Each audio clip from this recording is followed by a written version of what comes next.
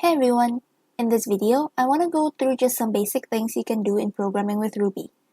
Before starting the tutorial, you might need to download Ruby for your computer first. You can download it from this link. I'll post this in the description below.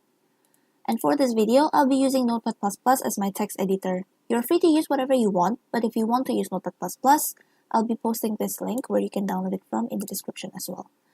So I'll just show you the pages. So the current recommended version for Ruby is Ruby 2.5, so feel free to download it from this link. And for Notepad++, this is where I download mine from, but you can use whatever method you're more comfortable with. So let's go back to the video. For the first lesson, we're going to be printing outputs. So let's start by making a new file. I'm going to save this as hello world.rb. Save this. There are two ways you can print output to the terminal using Ruby. You can either use puts command or the print command. So whichever you want to use will depend on what you're trying to do. I'll just show you the difference in a minute. So let's type hello and world. Save this file. Open your terminal. Let's just go to the directory first. So I think I saved mine in documents. And Ruby files, and let's run the file. It's hello world.rb. You should get hello world.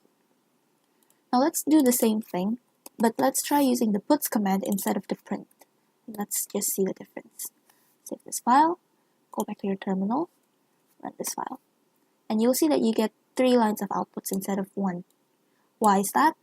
That's because puts adds a new line character at the end of your string. So this is your string, the thing in your quotation mark. The puts command adds a new line character here and here. So if I put this together as one whole string, save this file, run it, you can see that it only adds one new line character at the end of its string here. Whilst print doesn't add any new line character, it prints your string as it is. So this is what you get if you use the print command. So now that we know how print and puts work, we're going to be using puts for this next part of the video. We're going to be printing results of arithmetic operations. So we can do addition. Let's try subtraction. We can do multiplication. We can do modulus. And we can do division. Now let's save this, go back to your terminal, and let's try to run this. So you should be getting this outputs.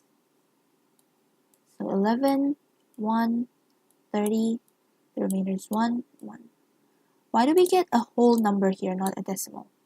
So if you're doing your operation, your division operation using integers, you'll be getting integers as your result. The result would be the closest integer to your actual output. And in this case, 1. Well, it's not actually the closest one. It rounds down to the nearest integer. So in this case, your answer should be 1.2, but you're getting 1. I'll show you how to output decimal places in later videos. So for now, let's just stick with this first. Now, we can do logical operations as well as we did arithmetic operations. So let's do 6 is greater than 6. This should give you false. We can do another logical expression. 6 is less than or equal to 6. This should give you true. And we can also combine arithmetic operations along with the logical expression. So let's do 6 is equal to 3 plus 2. This should give you false. Let's do 6 is equal to 3 times 2. This should give you true. Let's save this. Go back to your terminal. Run that code again. You should get false for the first one. True. False and true. So that's it for this lesson. I hope you guys enjoy that. I'm actually really new to this, so it'll be great to get feedbacks from you guys. Feel free to leave it in the comment section below. Thank you for watching. I'll see you in the next video.